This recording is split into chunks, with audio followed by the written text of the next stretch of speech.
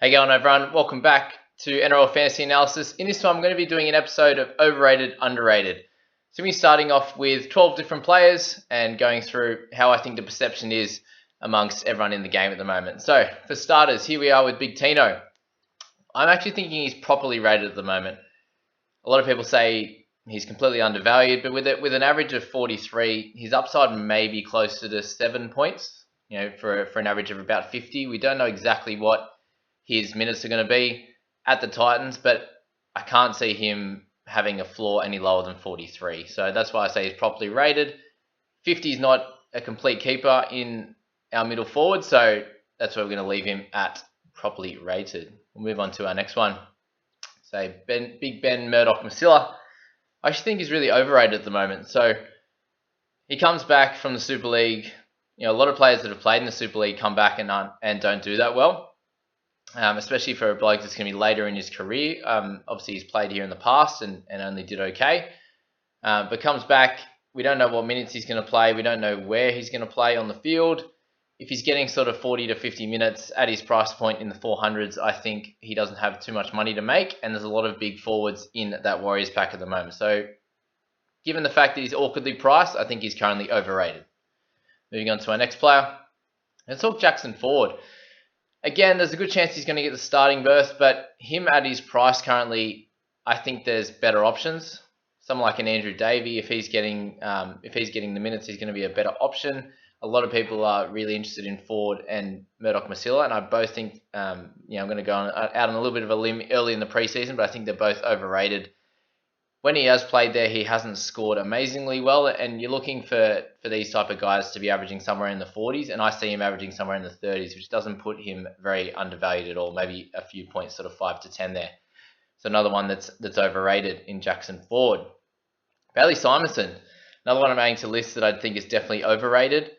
He's played a bunch of games at 80 minutes in the wing spot for the Raiders, and just doesn't have the base stats that you'd want from this type of winger. You think of really great winger fantasy scorers like Brian To'o, Josh Mansour, David Nofaluma, these kind of guys that really like to get in and do the hard work and get the tackle busts, etc., coming out of trouble.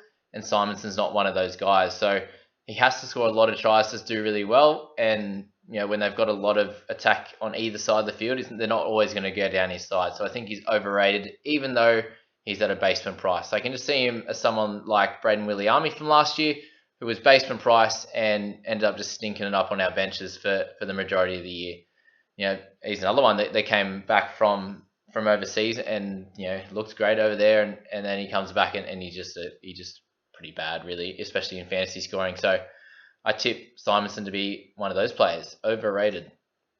All right, we move to Will Hopoate. A little interesting one around that 400k mark. Has the dual position. Dogs will be a little bit better this year. I'm going to put him as properly rated. I think he does have a fair bit of upside if he can get back to form that he showed at the back end of 2019. He obviously didn't play a lot of games last year, but if he can show that form, then he has a fair bit of upside in that center position because he does have a base in the low 20s.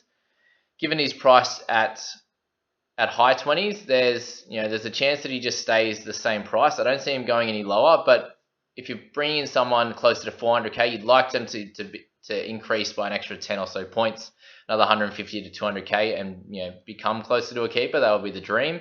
There's a chance that he can do that. It'd just be depending on if he keeps that spot the whole year. And you'd assume that Corey Allen would play the fullback position, but we're not exactly sure at this stage. So definitely he's properly rated at this point. Move to AJ Brimson. So we saw what happened when the Titans started playing well. Brimson was obviously a big catalyst in that, but with their forwards rolling forward nicely on the back of someone like Jamal Fogarty, really organising the team well, Taylor and Brimson were able to play their game and score really well.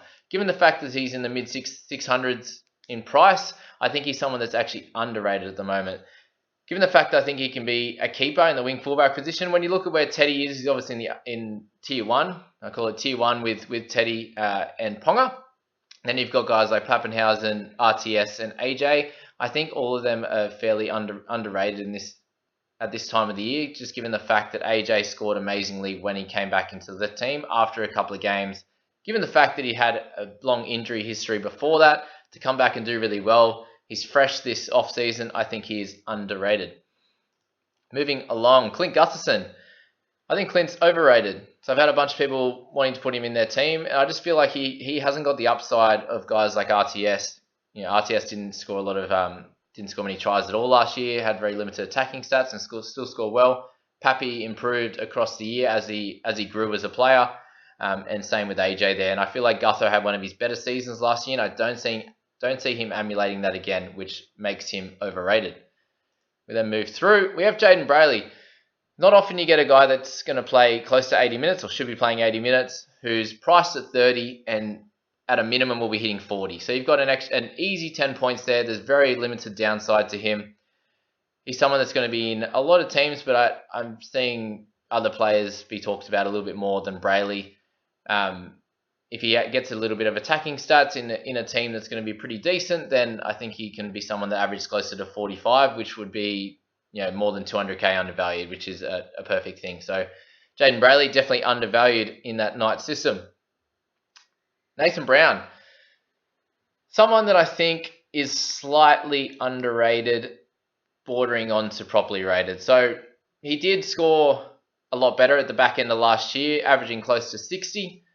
But he is someone that is a bit hot-headed, does get injured a little bit, and is prone to having a bunch of games where he's up and down, where he still might play 60 minutes, but hit 30, and then he could play 50 minutes and hit 70. And mainly it's just all in his work rate. And some days he's really on, and he might get annoyed by the other team or someone on that other side, someone like Sean Bloor, like last year. And when that happens, he gets really aggressive, and you can see some games it does really well, and then sometimes he's shooting out of the line and missing tackles, etc. But yeah, for me, if someone at price of 54, he does have the opportunity to average close to 60, but I could also see him getting injured earlier on in the season and stuffing a few players up. So for me, slightly underrated, but leaning closer to properly rated there. All right, a few more to go. Leeson Imau, very interesting one in the Warriors side. Has years in the past where he's averaged in the 40s, and for someone who's priced at 27 right now, that gives us a lot of upside. There is a chance that his minutes aren't going to be crazy, but I think for him, anything over 40 minutes, if you're looking at 45 to 50 minutes, which he's easily done over the past few years when he's been fit, I think he's someone that could average at a minimum at 35. I don't see him averaging 27. If he's on the park, 27 is not part of the question. It's 35 plus. It just depends on how many minutes he can get. If he can get 50 minutes, I think he can get average at least 40 and be 200k underpriced, which makes him undervalued in this one. All right, Alex Twal, sitting at just over 700k. If you look at the start of last year, you can see that he played a bunch of 80-minute games and made big tackles. He's someone that's a real worker. And if he wasn't to get injured, he would have been someone that would have been our top-line keeper come the end of the year. And you can see once he come back, he's obviously not as good as he was scoring-wise, but also, it just makes sense, right? You're not going to be as strong coming back from injury. You're not as comfortable, as confident, and therefore it's really hard to play the big minutes. And when you had someone like Matt Eisenhuth that's sitting in the 13 role, it's very easy to bring him back in a lower minute role. But with Eisenhuth gone, we're going to have to see what happens with the bench. But if they have another hooker on the bench to spell little, then I think Twal will be playing big minutes in a pack that has some experienced front row forwards, but not too much in more of the lock role. So I think Twal is undervalued and should finish the year over 800k and as a keeper, scoring in the mid to high 50s. So that's my call with Alex Twal. And then our last one, Mr. Jack Hetherington. I think he is the most overrated player in the game at the moment. He's not at basement price, obviously getting fairly close to that basement price, but it has games of 80 minutes for the Warriors when he went over last year for less than 30. If you're a middle forward and can do that and have that in you, to go with the fact that he's loose in terms of swinging arms and getting suspended, etc., I don't see the big minute role for him in his team this year when you've got a bunch of guys coming back and you've got Thompson who's not even going to play at the start of the year, who will come back and take his starting role if Hetherington gets a start. I see him as extremely overvalued, and he's not someone I'm going to be starting in my side. But there you go, guys. There's my first edition of Overrated and Underrated. let me know what you think about that one, and please hit like and subscribe if you're enjoying the content. And hope to see you in the next one, guys. Good luck out there.